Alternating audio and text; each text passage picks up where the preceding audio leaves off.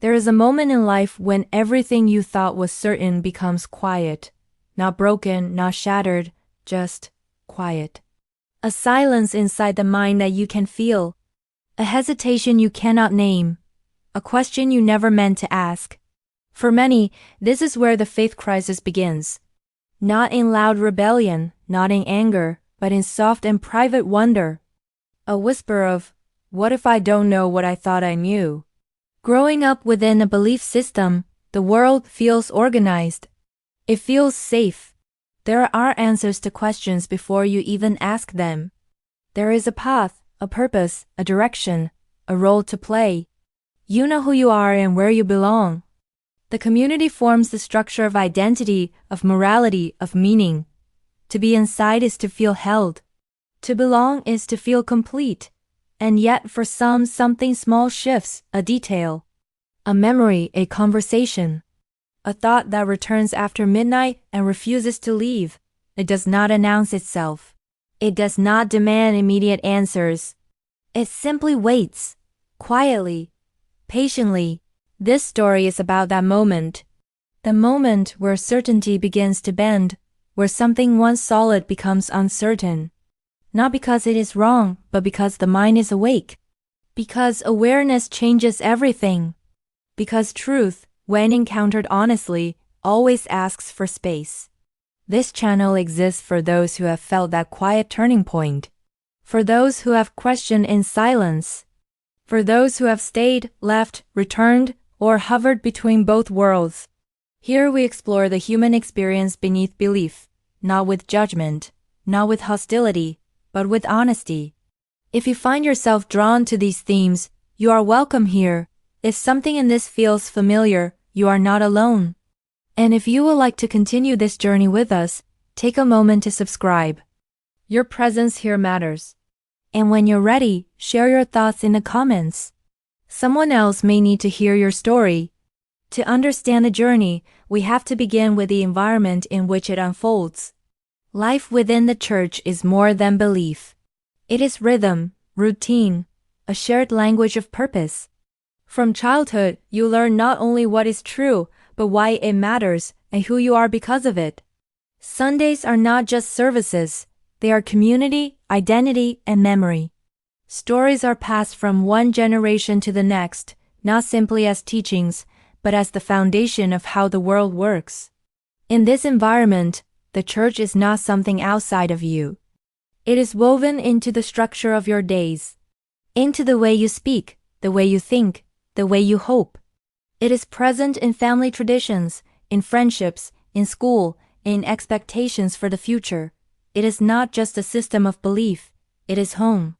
There is comfort in certainty, a map for life, a promise of meaning, a clear understanding of right and wrong. And beyond the doctrine, there is belonging.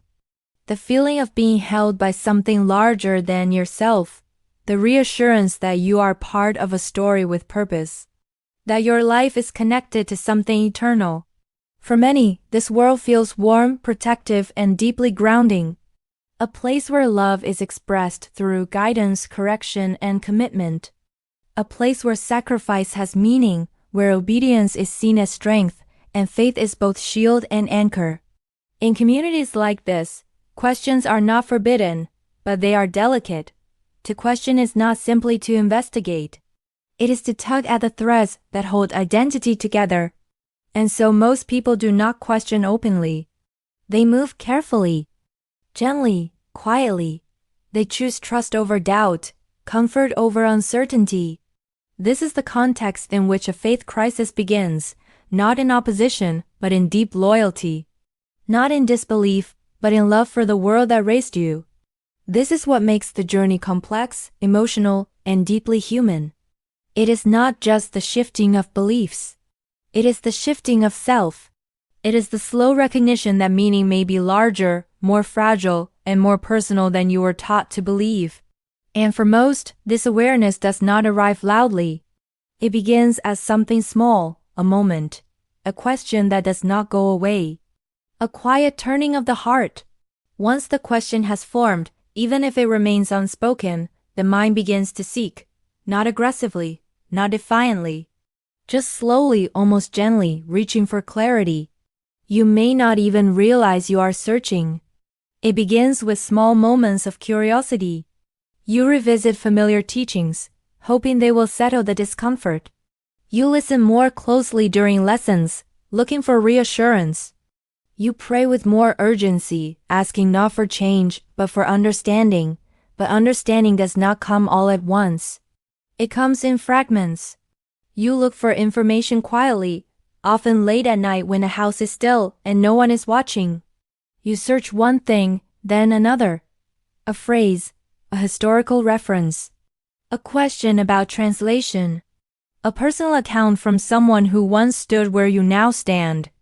You tell yourself this is temporary, that you are simply finding your footing again. Sources appear like soft echoes. An academic paper, an archived interview, a journal entry, a conversation recorded many years ago. A discussion in an online forum where strangers speak with a familiarity you did not expect. You find people who describe feelings you thought were only yours. And suddenly you are not as alone as you once believed. You may find voices that are calm, thoughtful, reflective. They do not demand that you leave. They do not push you toward anger or toward disbelief. They simply describe the landscape of questions with honesty. These voices feel steady, real, human. You listen not to abandon belief, but to understand your own experience. You still attend church. You still participate. You still try to hold faith as tightly as before. But something inside you has shifted from acceptance to examination. Not rejection. Examination. A careful, deliberate sorting of what feels true and what feels inherited. This is not a rebellion. This is a search for clarity. But clarity always has a cost. Because once you see more, you cannot return to seeing less. And the quiet search becomes a quiet struggle. As the questions deepen, something else begins to shift. The conflict is no longer just intellectual. It becomes emotional. You find yourself caught between two worlds. The world you have always known, and the world that is beginning to unfold inside your mind. You want to hold on to both, but they do not fit together as neatly as before. There is a weight to this stage, a quiet heaviness. You go through your routines as always, but now with a subtle tension beneath everything. Meetings feel different. Prayers feel different. Even your own thoughts feel different. You are not fighting your faith. You are fighting the fear of what your questions might mean. You may feel guilt, not because you have done something wrong, but because you have allowed yourself to think. The guilt is not about the content of the questions, but the act of questioning itself. The idea that certain thoughts should never be examined becomes its own form of pressure. You try to silence the doubts, but silence does not bring peace anymore. It only magnifies the echo. You may also feel shame. Not shame for who you are, but shame for disrupting the story you believed you were meant to live. Your identity has been shaped by expectations, roles, promises, and purpose. To question any part of that is to touch the core of the self. It is not just belief that trembles, it is identity. There is also fear. Fear of disappointing the people you love. Fear of being misunderstood. Fear of being seen differently. Fear of losing belonging. Because belonging is not just social, it is emotional, spiritual, and cultural. It is memory. During this stage, many people try harder, they pray more, they read more. They serve more. Not to prove anything to others, but to try to return to the certainty they once felt. They want to feel at home again. They want the internal tension to disappear. Reaching the point of clarity does not mean the path forward is simple. Even when you know, internally, that something has changed, the decision of what to do next is heavy. To question belief is one thing. To change the life that surrounds it is another. Faith is not just a personal experience, it is intertwined with relationships, routines, expectations, and the identity others hold of you. So the decision rarely happens quickly. Many people stay, even after certainty slips. They continue to attend, to serve, to pray, to participate. They try to fit their evolving understanding back into the structure they have always known. The desire to remain connected is strong. The desire to preserve harmony is strong. The fear of loss is stronger still. Leaving is not about rejecting belief. It is about acknowledging that the internal landscape has shifted in a way that cannot be undone. But to act on that knowledge means facing something that is deeply human, the possibility of losing belonging. You think about your family, their hopes, their pride, the way they see you. You wonder if they will understand, or if your choice will feel like a wound to them. You think about friends, community, the familiar rhythm of life, the comfort of being known without needing to explain yourself. All of this stands in the doorway, silent and heavy. Some people leave slowly, they attend less often. They stop volunteering, they sit quietly in the back. They reduce the conversations they once led with confidence. Their presence fades before their identity does. Others leave suddenly when the emotional tension becomes too great to endure. A single conversation, a moment of realization, and the decision becomes immediate. Neither path is easy. Both carry grief, because to leave is not just to step away from a church. It is to step away from a language of meaning that once shaped your world. It is to enter a space where certainty is no longer guaranteed, where you must rebuild your sense of self. Not as a member of a system, but as an individual. This is where many feel lost, not because they made the wrong choice, but because they have entered a life that is uncharted. A life without the map that once guided every decision, every hope, every thought about the future. The decision is not a single moment. It is a process. A slow release. A quiet unfolding. And even after stepping away, the story does not end. It evolves. It continues. It reshapes everything that comes after. Life on the other side of faith does not begin with clarity. It begins with disorientation. The structure that once defined your days is no longer there. Sundays become quiet in a way that feels unnatural. The phrases you once said without thinking now sound distant in your own voice. The identity that once felt certain now feels unfinished, like a sentence waiting for its ending. You begin to understand that belief was not just belief. It was rhythm, language, memory. Without it, the world feels strangely open. Too open. Without edges. With too much space to fill.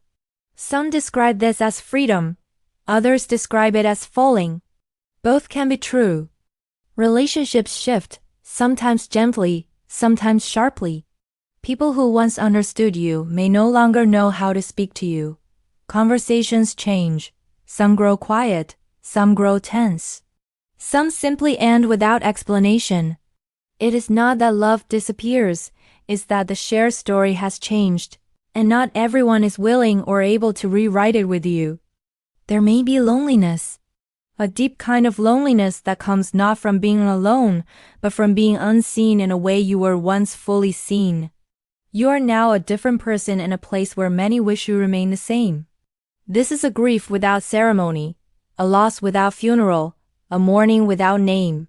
Yet within the loneliness, something else begins to grow. A sense of spaciousness, the quiet rediscovery of your own voice, your own moral compass, your own questions that no longer need to be silenced, the permission to be uncertain, to learn, to rebuild. You may find new communities, not built on shared certainty, but on shared humanity. Spaces where doubt is not a threat, but a doorway, where identity is not assigned, but shaped, where belonging is not conditional on belief. Reconstruction is slow. It does not happen in dramatic transformation. It happens in small, steady moments. The first time you speak honestly, the first time your voice does not shake, the first time you realize you are not afraid anymore. You begin to understand that leaving did not mean losing your story. It meant reclaiming the authorship of it. You learn that meaning does not disappear when certainty does. Meaning shifts, expands, breathes. And slowly, quietly, you begin to feel something that once seemed impossible. You feel at home in yourself. Healing after a faith crisis does not come from replacing one belief with another. It comes from learning to trust yourself again. To make decisions without external approval. To let your inner voice speak without fear of disloyalty. To understand that questioning was never a failure of faith, but an act of honesty. You begin to recognize that the journey you have walked is not a collapse, but a transformation. The person you were is not gone. They are still here, shaped by every memory, every lesson, every act of devotion.